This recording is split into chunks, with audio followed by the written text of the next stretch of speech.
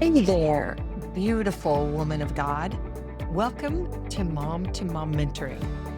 I'm Misty Hughes, and I am so glad that you're here today. Now, before we dive in, I have to ask our guest, Amber Swift, how are you really doing today? Oh, yes. Yeah, no, I'm really doing great today. Yeah. I really am. Yeah, no, because honestly, I was at a mastermind and also like a training this past week, and I was in this room with like 10 other women, and two of my mentors came, and I was just like, Lord, this is your favor. Like these are men that most people in the health and wellness space would love to get in a room with, and they just popped in, and I was able to spend time with them and talk to them and get their feedback on things. And I just felt like this is your favor, especially after what we've walked through the last few years, where I was just like, God, like, are we under your cloud anymore? Like, we're being attacked from all areas. We're having to deal with all of the pain from it. And so just to sit there in that space and I was like, wow, thank you, Lord. Like, this is your favor. And I just feel so blessed. I'm so Oh, I'm so thankful with you. I just feel like your cup is overflowing and we get to be in that overflowing space with you. So thanks for sharing that. Well, friends, let me tell you about this amazing woman that you're about to hear from. Amber Swift is a California girl that the Lord planted in the deep South. And honestly, that Southern charm mixed with the West Coast sunshine, chef's kiss. She's a certified health coach who's extensively trained in root cause wellness through integrative and functional medicine principles. And get this, she helps busy women finally get to the root of what's draining them: fatigue, anxiety, hormone imbalance, and digestive struggles. But here's what I love about Amber's story: she's not just teaching theory from a textbook. This homeschooling mama of five who's been married to her best friend Mark for 25 years knows firsthand what it's like to say yes to everything until your body says, stop. After years of pouring herself out in ministry, raising five kids, a trending detox layered on top of hidden stress led to early onset menopause, severe fatigue, sleepless nights, and even seven cavities and constant bloating. That breaking point became Amber's turning point, and now she's passionate about helping other women avoid the mistakes she made and move from surviving to thriving, one small, sustainable step at a time. When Amber is not coaching, you'll find her barefoot in the garden, singing at the top of her lungs, laughing with friends, sipping coffee with her family, or wandering in the woods to recharge. Now, here at Mom to Mom Mentoring, I love connecting with like minded women who are juggling faith, family, and their calling and are currently in or embarking on a season of transition. My heart is to encourage and equip busy Christian women to navigate seasons of transition by discovering your God given identity, defining your values and strengths, and developing a personalized rhythm for living powerfully, leading with purpose, parenting with presence, and loving with passion. And today's conversation with Amber, oh, it's going to fill your cup in ways you didn't even know you needed. So grab your coffee, settle in, and let's dive into this beautiful, honest conversation about health, healing, church hurt, and finding hope in the hard places. Amber, when I look at you, of course, the ladies that are listening to this podcast can't see the beautiful you that I see right now: strong, vibrant, radiating light and life and positivity. But I don't know that you've always been this person that I see here before me thank you. right now. So, what Mm, was the early Amber mm. like? Yeah. Yeah, so definitely a young girl who just wanted to be accepted and loved. I was abandoned as a child by my real father. And so always feeling like maybe I wasn't good enough, or I've always been very bubbly, very friendly, and very smiley to the point where I've had women say, "Ugh, you're so annoying. You must be fake." So, always just really desperately wanting to know that I was accepted, to know that I was loved. And did have this amazing privilege of my mom gave her life to the Lord when I was 4 and raised us in just an amazing Bible believing church. And then got remarried when I was 8 to just this awesome guy who loved us, but I still felt unloved. I still felt unwanted. But when I was 14 years old, I was sitting in my bedroom by myself and I was just crying. And I was like, Lord, will any man love me? You know, and he literally said to my heart in a way that only I could hear. It wasn't audible. It was that still small voice in my heart just saying, Amber, I'm your dad. And I have been there since before you took your first breath, and I will always be there. And the Lord really stepped into my life and my heart, and He became that what I was looking for. And I look back and I'm like, God, I so easily could have been a statistic of a girl looking for love in all the wrong places. But He literally stepped in right in that pivotal point in my life, and I wanted to serve the Lord from that point on. And like that cry that Peter, when it says, and all the disciples turned away in the Gospels, and Jesus looks to like the few and he says, "Are you going to leave too?" And Peter said, "Where else would we go?" And that really became like the cry of my heart. I'm just so thankful just that the Lord really met those needs and those desires that I had and fulfilled me. Not that I never struggled again with those things, but I knew who to run to with those struggles. He is so kind. Yes. I raised 4 children, and they were 2 to 13 when Hmm. their dad walked out, Yep. and as the mother, I knew the statistics, Yep. and I knew that, the fatherless wound. I had grown up without a dad, so I always would pray into that as Mhm. mom and ask the Lord to reveal that to my kids. But also, I just always declared it to them. Mhm. You are not without a father. And, Yeah. every time the favor of the Lord would come our way, I would always go like, look how your father loves you and Mhm. provides for you. And it was just over and over. Of course, then they get to an age where they have to own that for themselves Yes. and walk in that assurance and everything. And, then I led a nonprofit for single moms, and that was my big mantra. Ladies, don't say your children are fatherless, Amen. right? They Yes. have the most Yeah. amazing father. Yeah. So thank you for Right. sharing that. I know that gaping hole, and that is his. He just I always say this, he just died to do that, Yeah, right? totally. Yes. Like, he was Yes. dying to come and Yeah. reveal that to you, and Mhm. I just love that. Fast forward, obviously, the Lord did bring somebody wonderful into your life. You mentioned before that you've been married for over 25 years now? Yeah. Hey, it was 25 years. Okay, a little segue here. What'd you do for your that big anniversary? It was, all the movies, everything are like this huge thing. No, we actually, I mean, and it's so good for our family, but for some, they might be like, oh, that sounds sad.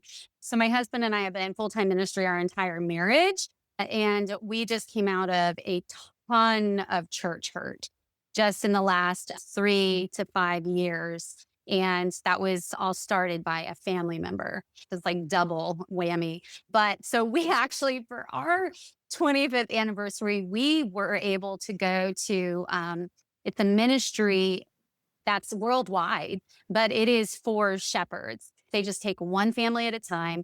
And we were able to just go and get counseling and healing and go on boat rides and just relax. It was us and our two youngest kids because they walked through everything with us and we were able to get counseling and just encouragement.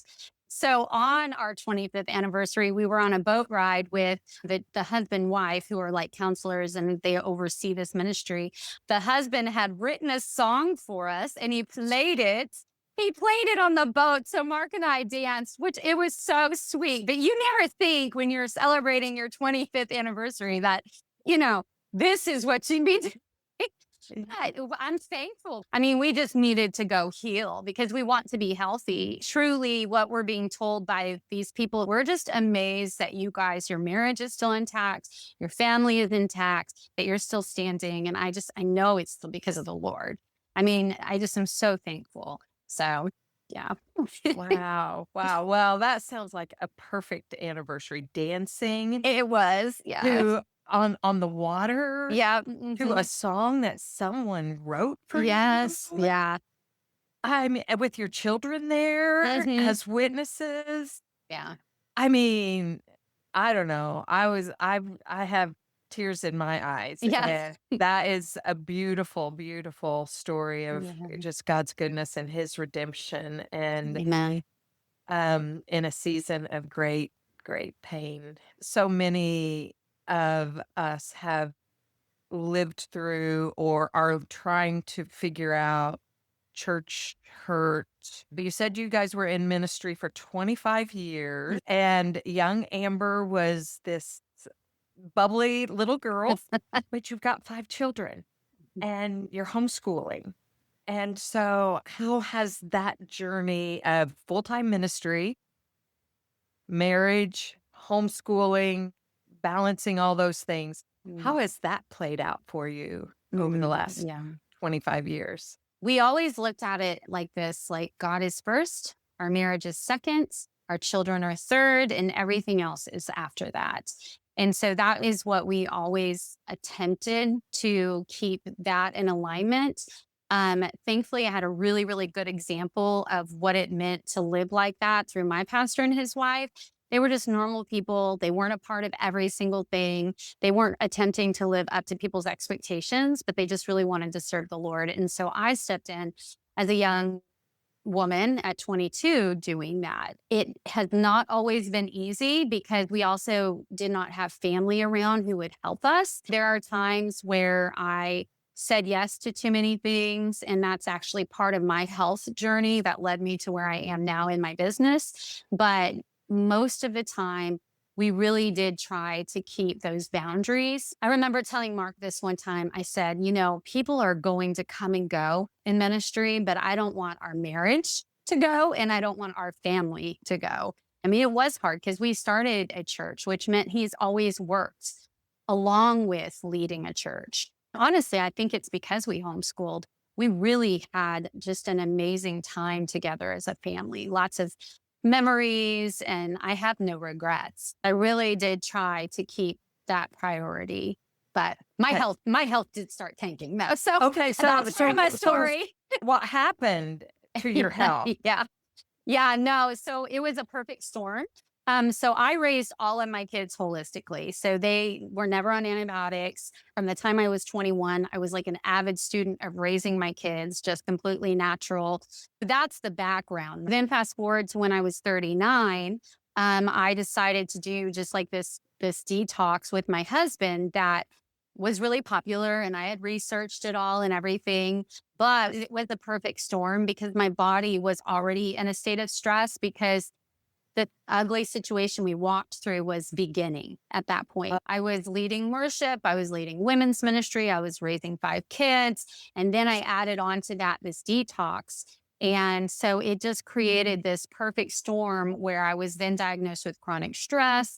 And it threw me into the early onset of menopause. I developed 7 cavities. My cortisol levels were already all over the place. They were literally opposite of what they're Uh-huh. supposed to be. My body just really started falling apart. You come out of the detox and immediately are having all these health issues or like Mm. what was that Yeah, like? yeah, within months, I noticed I started, like, having problems with my teeth. I had never had a cavity in my life. I was miserable. I was having hot flashes, not sleeping at night. I was irritable. My body, like, my entire body hurt and ached. So the moral of the story is not not to do detox, right? Well, you've learned something, I right? have. I went on. I've been trained in integrative nutrition, functional nutrition, also traditional Chinese medicine, and also mentored by a naturopathic doctor. So the moral of the story is, and this is what I teach every one of my clients, is that one man's food is another man's poison.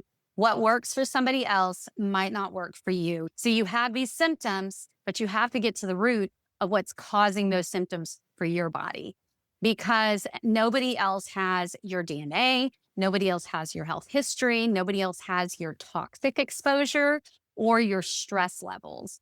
And so when I work with my clients, I curate a program for them based on their life. Because, with the internet and everybody's saying, Oh, oh, yeah. you have to, I mean, like, let's just take cold plunges. Cold plunges are Mm. almost horrible for women because their internal environment is already naturally more cold. And so it causes our central nervous system to go haywire. They should be doing more saunas, not cold plunges. So yeah, I mean, I could go on and on about all the fads. I'm very thankful for that little tidbit of information, and I would say that that is the Lord's kindness to me because my husband and I are getting ready to have our granddaughter for 4 or 5 days, Mhm. and it's gonna be out at Lake George in New York, Ooh. and we'll have her the end of November, but there's a fundraiser, a polar bear plunge, Yeah. and I was like, "Honey, are you gonna do this?" Yes. And he was like, "Well, I don't know." I said, "Well, what if Naima wants to do it? Are you gonna" "I'll do it with her." And so this is my out. Amber said, Yeah. "It is not healthy for my internal body Yeah. to" but you and Naima can have at it, so There you go. so I there you know. go. So That's so thank funny. you. You're welcome. That's so funny. So, Yes. well, so this started to happen, you're 39, 40. Mhm. Things are happening in the Mhm. church. Yeah. So how did the community respond to you? I didn't go around telling people I wasn't feeling well, except for like close friends. I just gradually started pulling out of things and just being more aware. And unfortunately, it wasn't just my health that caused me to start pulling out of things. It was also some of the toxicity that was starting to arise too. So it was just better for you all around It to was, begin to step yes. back. Well, and it's funny, Misty, because, I say at the time it was better, but, there have been some things that the Lord, what I've just been talking and mulling over with him and stuff is that I started checking out of my life because there was this toxicity that I was seeing that was coming from other family members and I felt trapped. These things were going on. It wasn't apparent to all the leadership because when you're dealing with narcissism, a lot of times only those very close to them know what's happening, but to everybody else, they're incredibly sweet. Mhm. And so for health reasons, I started pulling out, but I did also start checking out. And that's where I believe it was wrong of me. But I felt trapped. I didn't know what to do. And so that's something I'm still like, okay, Lord, what could I have done different? And I will say this is what the Lord has shown me that I could have done different. I could have gone to somebody who is more of like a mentor or a counselor or somebody older and wiser than me. But this is what happens a lot of times with people in ministry is they don't have anybody to go to because everybody's coming to them and it can start feeling like you're trapped. That's why statistically they say that the loneliest woman in the church is the pastor's wife. I think it's so important if you have a heart for ministry to have people that you can go to that are safe, that you can go to for counsel and wisdom. It's hard because it's not only that dynamic, but a lot of times older women don't seem to really want to minister to younger women. That whole older teaching the younger is something that really is lacking. I remember Mark and I having this conversation. We both wanted to be mentored and we would look for it and try to find it, but it was hard to find, because instead everybody wanted to come to us. And I mean, we have had to fight to find people to go to. Wow. Yeah.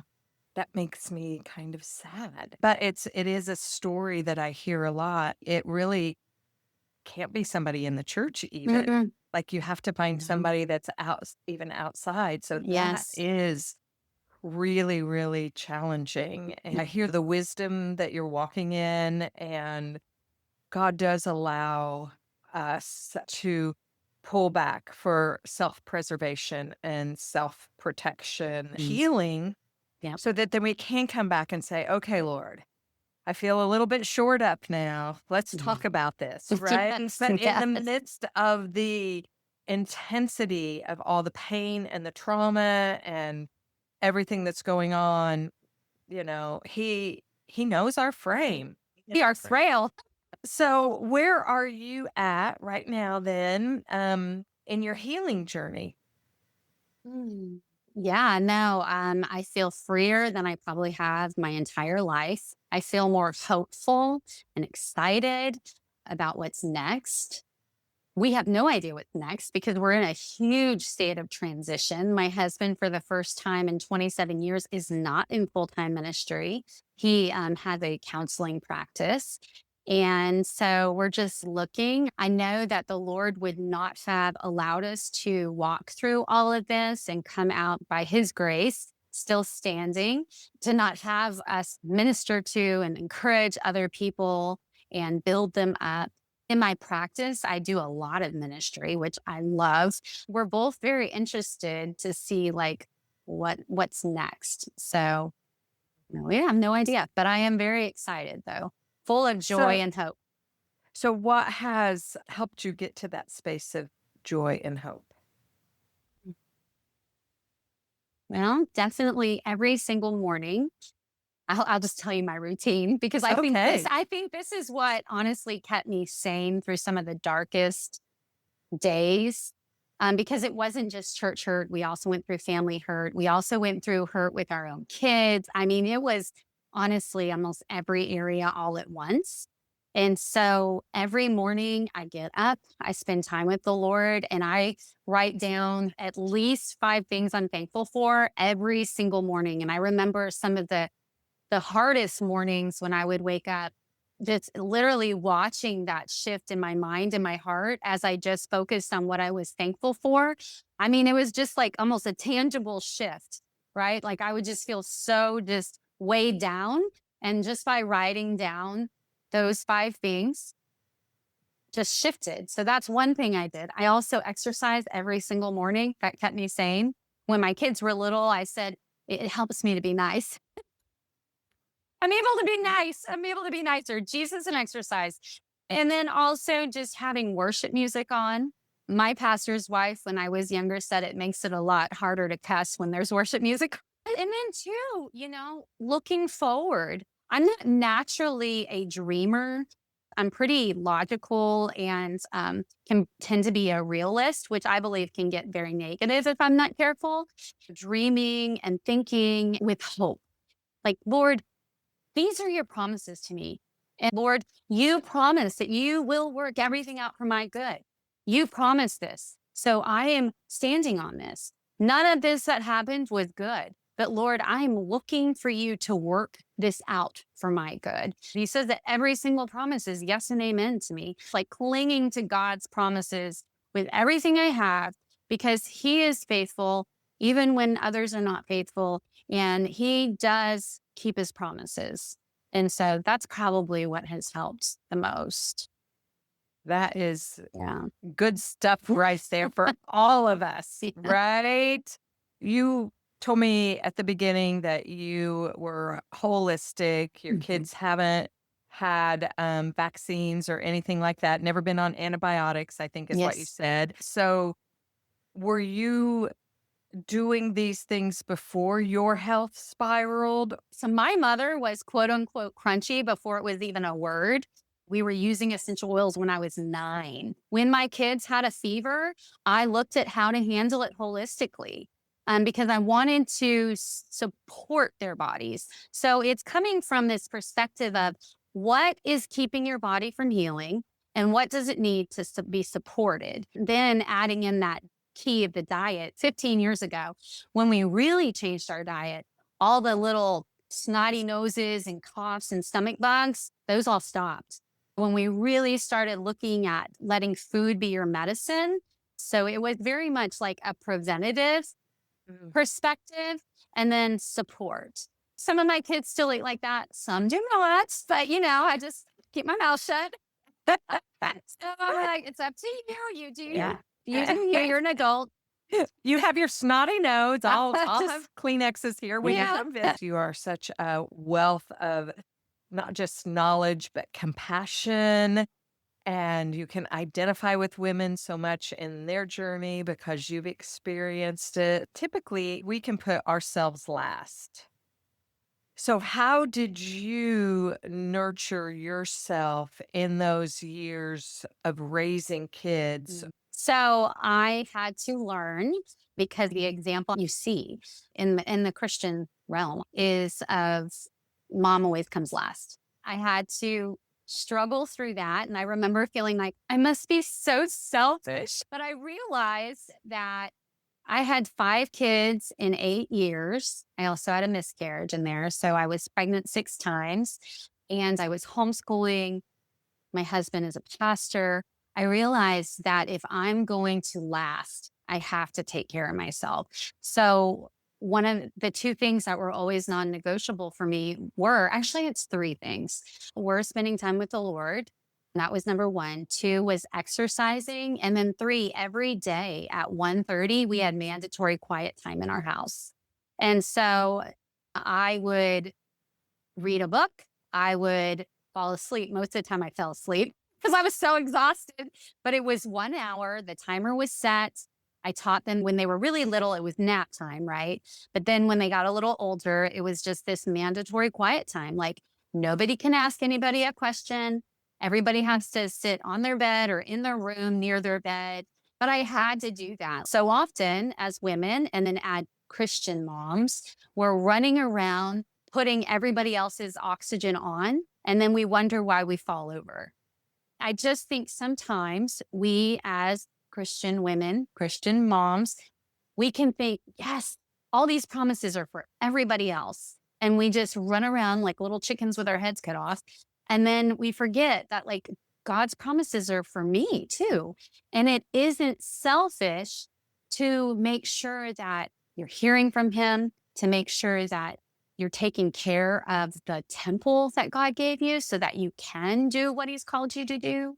I love that you had to fight for that truth for yourself. We don't just Yes. wake up and go, "Oh, I believe this," Pollyanna. "Oh, this is me." We do. We have to fight to believe. And Yes. sometimes it's a moment by moment. I believe Yes. this is true, Lord. And then we go, help my unbelief. Amber, I could talk to you for hours and just have fun sharing stories and hearing more about your journey. I know there's just so much there.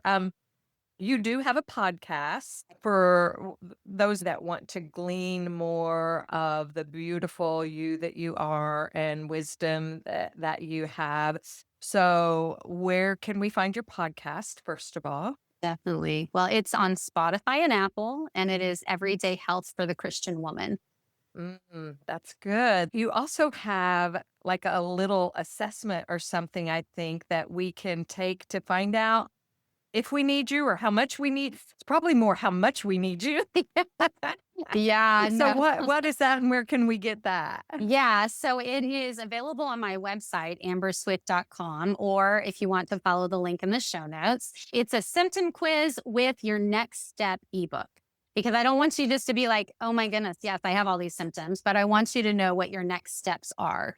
So it's simple and practical and what you can begin doing today. You give us a tool to take our next Yes. step. Oh, that's Yes. beautiful. Yes. Thank you. You're Thank welcome. you. So, and thank you so much for being on here. Before I let you go, for the woman that's listening, that's maybe where you were when you turned 39, and she might be there for totally different reasons. She may be having her own perfect storm right now. What can you encourage her with? Yeah. Don't give up. Yeah.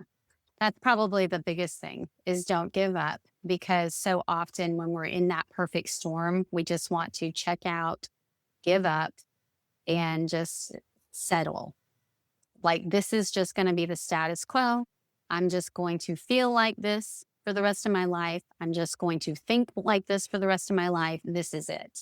But this is not it, because you can be in a horrible season of just feeling like the perfect storm is happening where your body's falling apart. Maybe relationships are falling apart.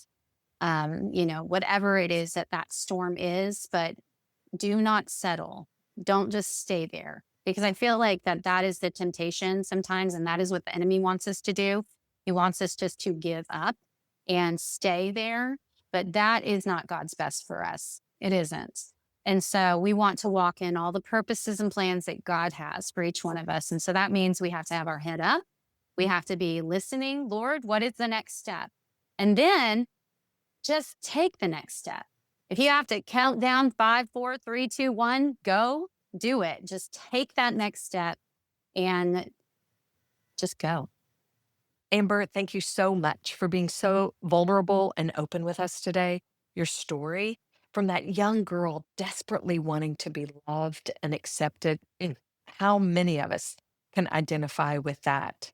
To the woman who's walked through the fire of church hurt, family pain, and health struggles, and has come out on the other side, still standing, still hopeful, still full of joy. It's a testament to God's faithfulness. And I know your words today are going to encourage so many women who are standing in their own perfect storms right now. For all of you listening, if Amber's story resonated with you, if you're dealing with fatigue, hormone issues, anxiety, or just feel like your body's falling apart and don't know where to start, don't settle. Don't give up. Take that next step. You can find Amber's free symptom quiz with your next step ebook at amberswift.com, or just click the link in the show notes. And honestly, go subscribe to her podcast, Everyday Health for the Christian Woman, because she's dropping wisdom bombs every week.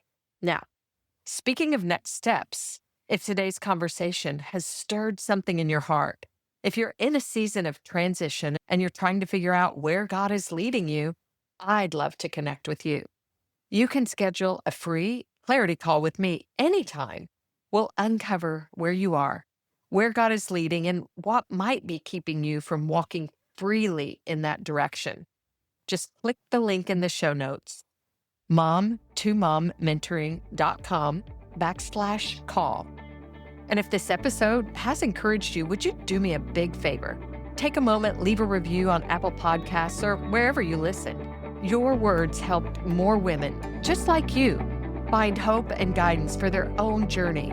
And take time to share this episode with a friend. Maybe there's another mom in your circle who's standing at her own crossroads and she needs to know she's not alone. As we close, I want to leave you with Jesus's words from Matthew 5 from the Message. You are here to be light, bringing out the God colors in the world. God is not a secret to be kept. We're going public with this, as public as a city on a hill. If I make you light bearers, you don't think I'm going to hide you under a bucket, do you? I'm putting you on a light stand. Now that I've put you on that hilltop, on a light stand, shine. Keep open house.